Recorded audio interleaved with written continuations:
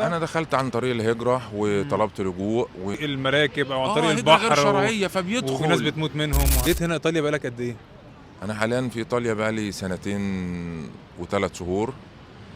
جيت ايطاليا هجرة ودخلتها في 2021. تمام. طب وحضرتك لما جيت كانت بفيزا مثلا سياحه وجيت هنا كده؟ انا دخلت عن طريق الهجرة وطلبت لجوء ودخلت ايطاليا.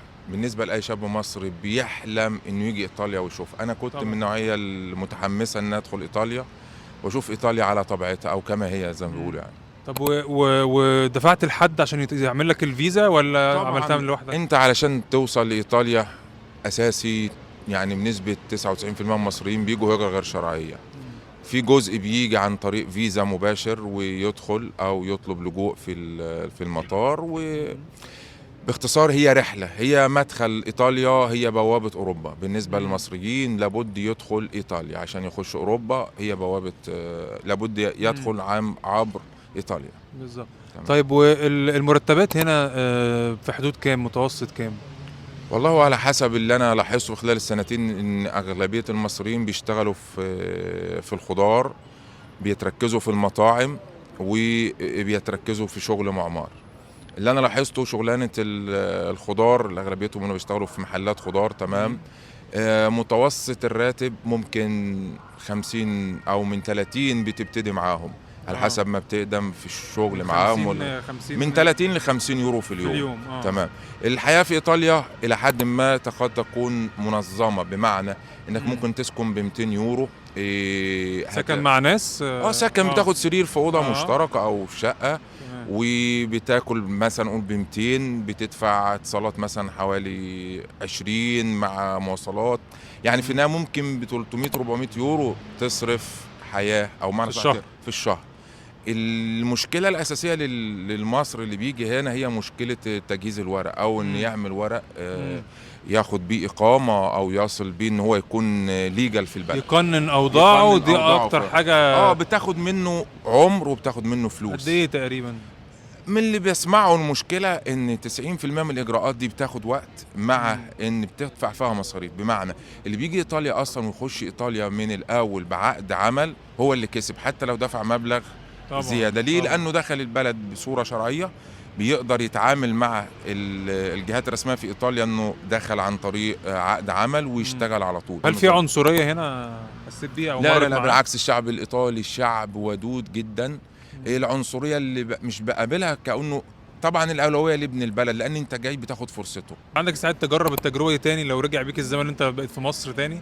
من اللي انا بشوفه ان مفيش فيه بديل، بس اللي من خلال تجربتي واللي انا شفته ان انت تقدر تخلي مصر ده يغزو العالم عن طريق ان انت تاهله صح منذ البدايه، تعمل في المكان المظبوط بسيستم سليم بسيستم كذا. ان اصلا ظاهره الهجره غير شرعيه ده حل استراتيجي لكل اللي بيجرى في مصر دلوقتي. الناس غير قادره فبتنظر لاوروبا. بالنسبه لاوروبا هي المنفذ الاول دلوقتي للشباب المصري انه يطلع ويجي، بس اللي بيدفع يعني الثمن معظم كمان اللي بيجي دلوقتي بيجي عن طريق المراكب او عن طريق هجرة البحر غير شرعيه فبيدخل. وفي ناس بتموت منهم.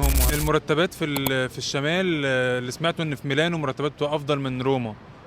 الحياة في ميلانو مرتباتها عالية، لكن الكوست بتاع المعيشة كسكن وأكل وشرب ومنظومة حياة غالية. فبالتالي إن روما أو أجوارها بتلاقي الحياة إلى حد ما سهلة أو بسيطة، تقدر تشتغل وتسكن وتعيش حياة بسيطة. ده برضو من الدروس اللي اتعلمتها في إيطاليا. البساطة هي سر السعادة بدون تكلف. عيش كما أنت وعيش بسيط.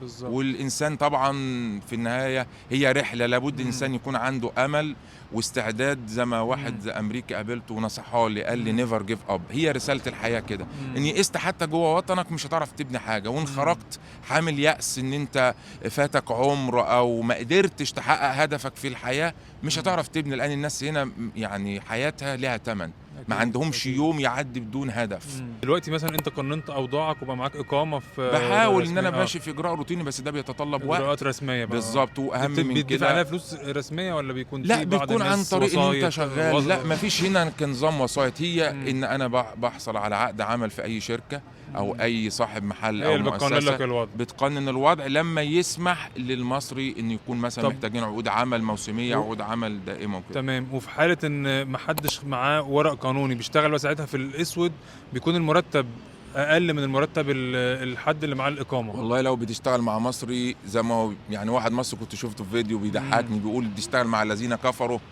بيدوك حقك وقتي، بتشتغل مع الذين امنوا ما بياكلوا حقك. الشغل مع الايطالي افضل 100% مع المصري، لان المصري دايما بيبص لك في اليورو اللي بتاخده. المصري جاي بيشتغل كعماله لكن ما جاش يسم حتى زي المصري اللي سافر دول الخليج سواء دكتور او مهندس او صيدلي او فاهم في مهنته، فبيضطر حتى اللي فاهم بياخدوه على طول.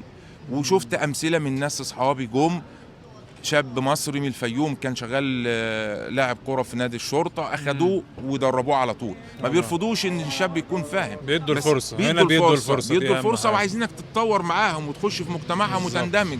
بس اساس اللغة واساس انك تكون فاهم نظامهم او حياتهم ما تخربش. وانت اتعلمت لغه هنا؟ طبعا ان انا هو اساس عشان تتعامل معاهم ويحترموك لازم زي كورس ولا بالممارسه؟ مع نفسي بالممارسه وجزء انا حابب بدرسه عملي.